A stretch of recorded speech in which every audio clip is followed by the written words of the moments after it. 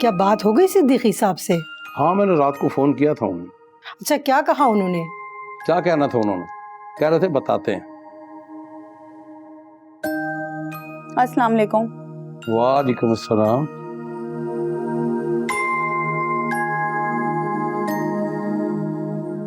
अरे बेटा, सुबह सुबह खैरियत? फारूक कहाँ है? वो नहीं आए, मैं खुद आई हूँ। अरे मुझे कहा होता, मैं ताबिश से कह देता तो जाके बहन को ले आओ। अरे कहाँ की बहन? मंगनी कर ली, बहन याद नहीं आई? वो तो खैर भाई है, गिला तो मुझे आप लोगों से है। मंगनी के बाद मेरी याद नहीं आई? मेरे सगे माँ बाप होकर भी आप लोगों को मैं याद नहीं आई? अरे खुदा को मानो बेटा, बात पक्की हुई है। मंगनी कहाँ, तुम तो बात का बतंगड़ बना रही हो। ठीक ही तो कह रही हूँ। वो तो मैंने बच्चों को स्कूल भेजकर जब आसफा को फोन किया कि पता तो कर लूं घर में आखिर चल क्या रहा है, मगर उसने तो बताया कि आप लोग मंगनी कर रहे हैं, वो भी अच्छी खासी बड़ी, और मुझे तो बताना तक गवारा नहीं समझा। वाह आसफा, इतनी तो इंटरनेट की स्पीड भी तेज नहीं होती जितनी तेजी से तुम खबरें इधर की उधर करती हो।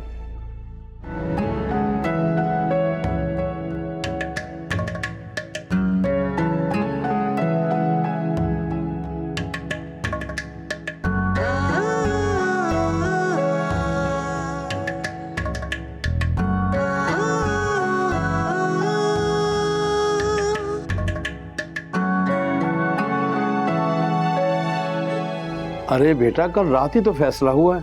नहीं अब्बू, मुझे खुद आसफा ने फोन पर बताया है। 2 दिन पहले भाभी खुद अपने माँ बाप के साथ आपके घर आई थी। उसी रात आपने फजल भाई के साथ मिलकर प्लानिंग करी कि 2 हफ्ते बाद हम मंगनी की रस्म रख लेते हैं। चलो बेटी को ना सही, दामाद को पूछ लेते, वो बेचारा खुश हो जाता। और अब्बा, आप हफ्ते के दिन फंक्शन करना चाहते हैं?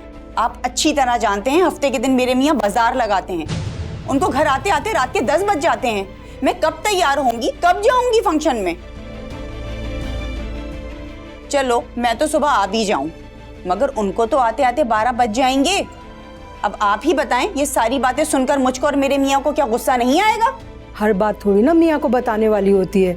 तुम आराम सुकून से बैठो, बैठ के मशवरा करते हैं। अब क्या मशवरा करना, जब सारी बातें आपने फजल भाई से मिलकर तय कर ली हैं। तो मैं और मेरे मियाँ एक ही घर में रहते हैं। आसफा की सारी बातें मेरे मियाँ ने सुनी है लाउड स्पीकर पे। अरे जब बुशरा को पता है कि फारूक उसकी सारी बातें मोबाइल का स्पीकर ऑन करके सुनता है, तो क्या जरूरत थी सारी बातें आसफा को बताने की? दोपहर तक इंतजार कर लेती। मगर उसको तो पेट में अपनी माँ की तरह मरोड़ उठते हैं। जब तक अपनी बहन को सारी बातें ना बता दे, उसे चैन नहीं आता। और माँ की भी यही आदत है कि जब तक सारी बातें अपनी बहन को ना बता लें, उन्हें भी चैन नहीं पड़ता। उनको मुझ पर बहुत गुस्सा है, हमारी बहुत लड़ाई भी हुई है इस बात पे, और उन्होंने मुझे घर से भी निकाल दिया है। क्या घर से निकाल दिया इतनी सी बात पे? और तुम अब बता रही हो इतनी बहस के बाद? हाँ, तो वही तो बताने की कोशिश कर रही हूँ इतनी देर से आप लोगों को। मगर ये तो कोई बात नहीं ना बेटा, मैं अभी बात करता हूँ फारूक से।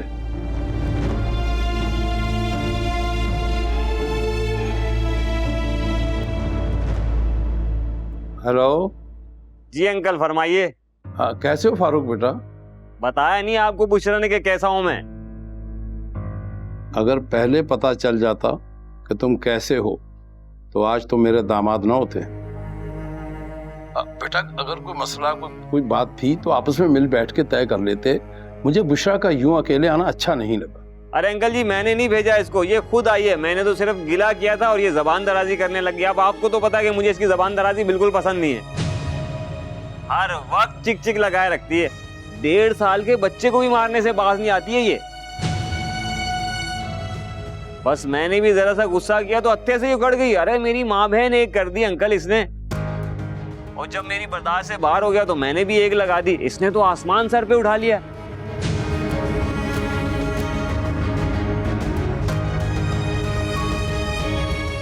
अरे अंकल जी, मुझे और मेरे पूरे खानदान को ऐसी ऐसी गालियां दी है ना, आप सुने तो आपके कानों से धुएं ना निकल जाए ना तो बताइएगा।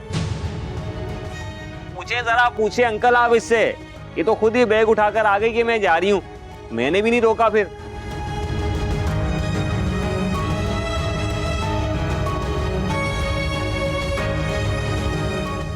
क्या हुआ?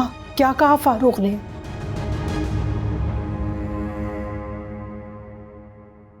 तुमने खुद लड़ाई शुरू की थी फारूक से? नहीं तो उन्होंने खुद मुझसे गिला करा तो मैंने भी उनके भाई की पिछले महीने की कारस्तानियां उनको बता दी। बस फिर क्या, वो गुस्से में आ गए और उन्होंने मारपीट शुरू कर दी। बंद करो अपनी ये बकवास। तुम्हारी इसी जुबान दराजी की वजह से आज तुम पे हाथ भी उठ गया। मर्द का जब एक दफा औरत पे हाथ उठ जाए ना तो फिर उठता ही रहता है। तूने बहुत बड़ी गलती की लड़ाई मोल लेके, और फिर घर भी छोड़ के आ गई। अरे कौन छोड़ता है अपना घर? घर बड़ी मुश्किलों से बनते हैं। हाँ तो क्या मैं मार खाती वहां पर रोकर उसकी? और उसने कौन सा रोका मुझे? वो तो खुश है कि अच्छा हुआ उसकी जान छूट गई। ना इतनी लंबी जुबान चलाती, ना वो हाथ उठाता। जब से आई हो मुसलसल बोले जा रही हो। वहां मियाँ की बेइज्जती की, यहाँ माँ बाप की बेइज्जती कर रही हो। आप लोगों को यहाँ मेरा आना अच्छा नहीं लगा? माँ बाप तो खुश होते हैं बेटियों के आने से, मगर आप लोग तो हमें बोझ ही समझते हैं। अगर नहीं रख सकते तो बता दीजिए, मैं यही चली जाती हूँ। बेटियां खुशी खुशी आती हुई अच्छी लगती हैं, यूं लड़ झगड़ के आना कोई अच्छी बात थोड़ी है। अच्छा फिर मैं तो चला दुकान। बैठो चाय पियो।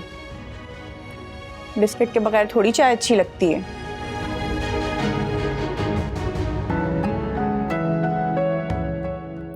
अभी खुशियों ने दस्तक दी नहीं कि गम के साए मंडराना शुरू हो गए।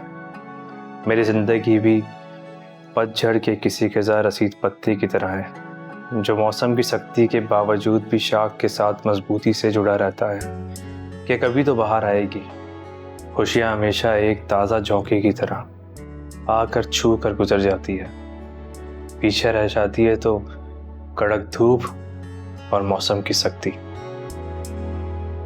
काश मैं नसर की जगह पैदा हुआ होता, या मेरा नसीब ही अच्छा होता। हर वक्त ताने को सुनने और बहन भाइयों की मुझसे बिला वजह की जलन। मुझसे ज़्यादा बदनसीब कौन होगा? मैं तो उनकी खुशियों में खुले दिल से शरीक होता हूँ, जबकि ये मेरी पहली खुशी है।